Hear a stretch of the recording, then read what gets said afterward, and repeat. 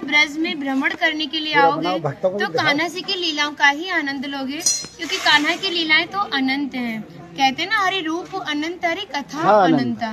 लेकिन जब भी आप भांडीर वन में प्रवेश करोगे, कभी शास्त्रों का अध्ययन करोगे या किसी के मुखार विंद से श्रवण करोगे तो ज्ञात होगा कि भांडीर वन में एकमात्र लीला नहीं है। यहाँ पे हमारी 14 लीलाओं का उल्लेख है। प्रथम लीला श्री जी के विवाह की मानी जाती है, लेकिन सबसे बड़ा ग्रंथ श्रीमद् भागवत जी को माना जाता है। आपने उसका अध्ययन श्रवण किया हो तो राधा रानी का नाम उसमें आता है, नहीं आता? श्रीमद् भागवत में नहीं आता, बिल्कुल नहीं आता, क्योंकि सुखदेव जी राधा रानी को परम गुरु मानते थे। जब राधा रानी का नाम ही श्रीमद् भागवत जी में नहीं दिया तो विवाह का उल्लेख कैसे हो सकता है? लेकिन श्रीमद् भागवत जी को छोड़ के 12 ग्रंथ ऐसे हैं जो हमारी लाडली जी के विवाह का उल्लेख करते हैं। लेकिन जिस भांडीर वट के नीचे आप खड़े हो, इसका श्रीमद् भागवत जी के 10वें स्कंद के 18वें अध्याय में 22वां श्लोक कि बृहंतो बाहि मानस्य 4 यंत्रस्य गोदनम भांडीरकम नाम बटम जम्बू कृष्णम प्रोग्राम, यानी वृक्ष द्वापर युग में बहुत विशाल था, 4 योजनों में फैला हुआ था। इसकी जो सीमा थी वो 15 किलोमीटर में थी, तो इसको पंचकोशीय वृक्ष के नाम से भी जानते थे। कान्हा जी इन्हीं की शाखाओं पर चढ़ के यमुना मैया को आर पार किया करते थे। मान्यता है कान्हा जी की जो 9 लाख गाय थी, दोपहर के समय इसी वृक्ष के नीचे बैठ के विश्राम करती थी। तो माता जो भी माखन, मिर्ची, रोटी इत्यादि प्रसादम में रख देती थी, सभी ग्वाल वाल एकत्रित होकर दोपहर का भोजन करते थे। और भांडीर वन में सबसे बड़ा विशेष फल इसी प्रसादी का बताया गया है, क्योंकि आप कभी किसी विवाह में जाते हैं तो बिना अन्न प्रसादी के नहीं आते। आप तो लाडली जी के विवाह स्थली आए हो। यहाँ पर जो दुर्वासा मुनि थे, जो दूब घास होती है उसी का रसपान करते थे। ब्रज की गोपियों ने इसी वट वृक्ष के नीचे उनको 56 प्रकार के व्यंजन खिलाए थे। यहाँ पर राधा कृष्ण में मल्ल युद्ध हुआ था, उसमें ये तय था कि जो भी हारेगा उसको भंडारा करना होगा। तो जब हमारे कान्हा जी हार गए थे तो ग्वाल वालों के साथ मिलके यहाँ पे भंडारा किया, उसी के नाम पर इसका नाम भांडीर वन पड़ा।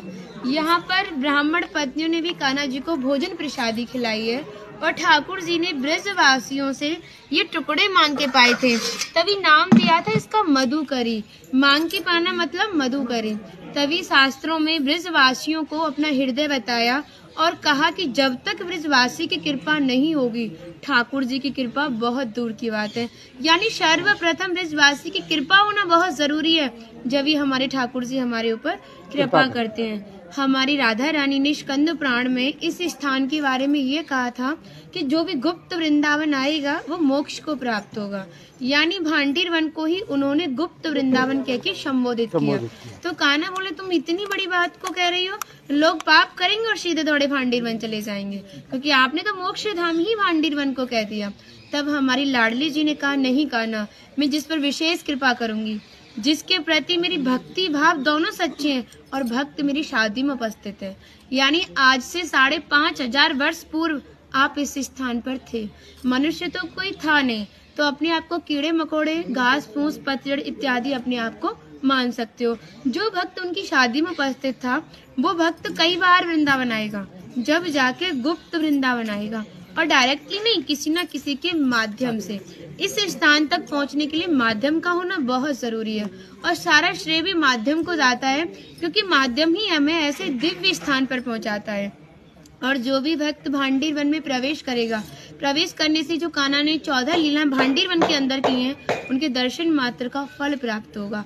और जो भी यहाँ की एक किनका प्रसादी पाएगा और एक रात्रि निवास करेगा, वो इस ब्रज गौलोक धाम से वैकुंठ गौलोक धाम को जाएगा, क्योंकि जो हमारे ठाकुर जी ने गौलोक धाम को इस 84 कोस में ही बांटा है। आप यहाँ पे जो भी दर्शन करोगे वो प्रकृति की देन के हिसाब से और मानव निर्मित दर्शन है। लेकिन आप गौलोक धाम में जो भी दर्शन करोगे वो ठाकुर जी के हिसाब से है। जैसे गर्ग संहिता के 6वें अध्याय का नाम है गौलोक खंड, आप उसका अध्ययन करोगे तो भांडीर वट का एक दिव्य वर्णन का अध्ययन करोगे। कहते हैं गौलोक धाम में ब्रिजा नदी के किनारे भांडीर वट है, यानी यमुना मैया का नाम ही गौलोक धाम में ब्रिजा है। तो यहाँ पर भी आप एक भांडीर वट के दर्शन कर रहे हो। कहते हैं लोकनाथ प्रभु जी ने कहा है कि अगर भक्त इस भांडीर वट का दर्शन कर ले, दर्शन मात्र से, स्पर्श की तो बात बहुत दूर की बात है, दर्शन मात्र से ही उसे दोबारा गर्भ में जाना नहीं पड़ता, यानी भक्त 84 लाख योनियों से मुक्त होके मोक्ष को प्राप्त करता है। बोलो राधे राधे राधे राधे राधे राधे।